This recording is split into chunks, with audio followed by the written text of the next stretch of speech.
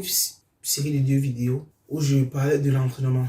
Dans la première, je parlais des principes généraux de l'entraînement et dans la deuxième, j'ai parlé des principes fondamentaux de l'entraînement. Cette vidéo fait suite à ces 2 vidéos précédentes. Je vais parler de l'entraînement et de la périodisation. En d'autres termes, la planification de l'entraînement. Alors, quand on parle de planification de l'entraînement, il faut savoir que c'est un processus d'entraînement à long terme. C'est pour ça qu'il faut le planifier. Des éléments qui sont importants. Et ces éléments renvoient au questionnement selon lequel on peut demander quels sont les motifs de l'amélioration continue des performances sportives. Le premier point, ça concerne les recherches du talent avec des moyens d'évaluation plus adaptés permettant également un dosage de personnalité et un contrôle plus précis de la charge d'entraînement. Le deuxième point, c'est l'expansion croissante du sport dans différents pays et à différents niveaux sociaux et aussi avec différents âges. Le troisième point, c'est l'amélioration des techniques de l'équipement sportif, des méthodes de préparation et de la planification de l'entraînement. Puisqu'on parle de planification de l'entraînement, il faut savoir que la planification de l'entraînement doit prendre en compte tous ces éléments que je viens de citer. Et il faut savoir les différencier en fonction de l'âge, du genre et du type de sport. Qu'est-ce que c'est que la planification de l'entraînement? Et quels sont les éléments qui entrent dans la planification de l'entraînement? Le premier élément qui permet d'évoquer la planification de l'entraînement, c'est la prévention déjà de toutes les séances. Il faut prévoir toutes les séances nécessaires au développement de la performance. Ça passe par la préparation physique, technico-tactique, les compétitions, les niveaux de performance et les catégories d'athlètes.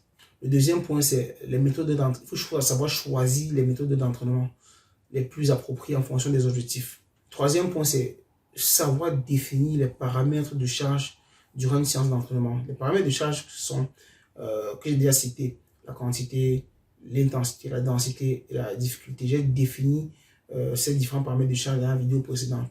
Quatrième point, déterminer la répartition temporelle spécifique de la charge par rapport aux engagements compétitifs et la séquence la plus logique et correcte dans les périodes et les étapes. On voit aujourd'hui avec la période post-Covid qui impose aux athlètes de haut niveau de jouer après chaque 3 jours. Avant la période pré-Covid, les athlètes jouaient après 5 jours, après 6 jours.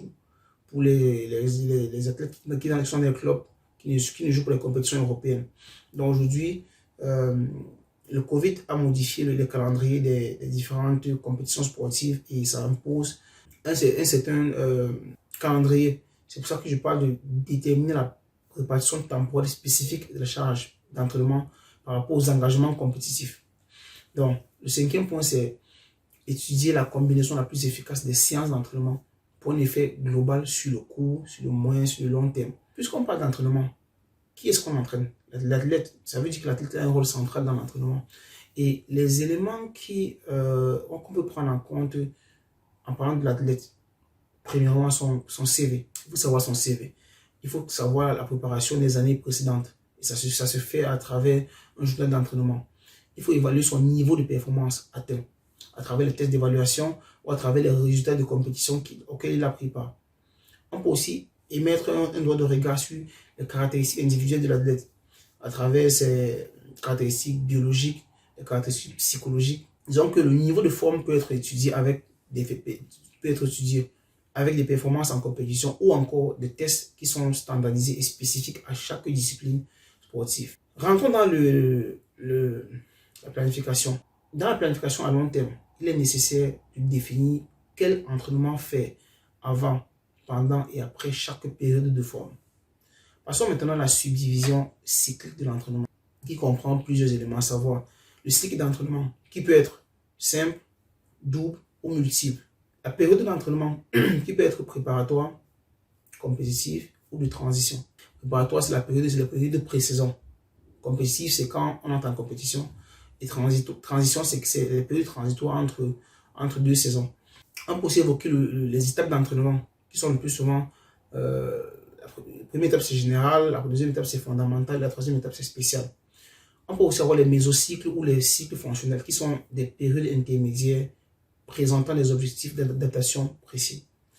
Ensuite, on a aussi des microcycles qui sont soit les séances ou les unités d'entraînement. Il faut dire que le microcycle, c'est le plus petit des éléments du processus d'entraînement. Et enfin, on aussi la séance d'entraînement, qui est l'unité de base de toute planification. Une fois que tout cela est dit, il faut prévoir un objectif fondamental à atteindre. Et éventuellement, il faut associer à cet objectif des objectifs secondaires ou complémentaires, avec les mêmes ou d'autres méthodes d'entraînement qu'il faut proposer avant ou après la charge principale. Par conséquent, il faut dire que il faut déterminer si la séance a un objectif unique ou complexe. Pour cela, il faut structurer les différentes phases de la séance d'entraînement. Premièrement, la première phase, c'est l'introduction de la préparation, c'est-à-dire l'échauffement qui peut être général ou spécifique. La deuxième phase définit les objectifs, les exercices, les moyens et les méthodes de l'entraînement. La troisième phase, c'est la phase finale de récupération. Ce que je dis que la durée de récupération dépend de l'ampleur et du type de charge qui a été administrée aux athlètes. Passons maintenant aux différents types de cycles de l'entraînement. Parce qu'on reste dans la planification. Le microcycle, le mésocycle et le macrocycle. Le microcycle, en fait. Le microcycle comprend un nombre d'unités d'entraînement suffisant pour stimuler toutes les capacités requises par le modèle de performance à une période particulière de la saison. Donc, les unités d'entraînement sont liées les unes aux autres par des relations de conséquentialité, de succession temporelle et de développement logique du processus. Tout ceci en fonction des caractéristiques individuelles et du principe d'alternance charge et récupération. Chercher comme ça à alterner les objectifs, les effets, les adaptations sur les organes et les appareils. En général, le microcycle dure une semaine pour des raisons organisationnelles, sociales et même compétitives. Mais dans certains cas, le microcycle peut durer plus longtemps car il est nécessaire de prévoir un nombre élevé de séances pour accomplir tous les objectifs.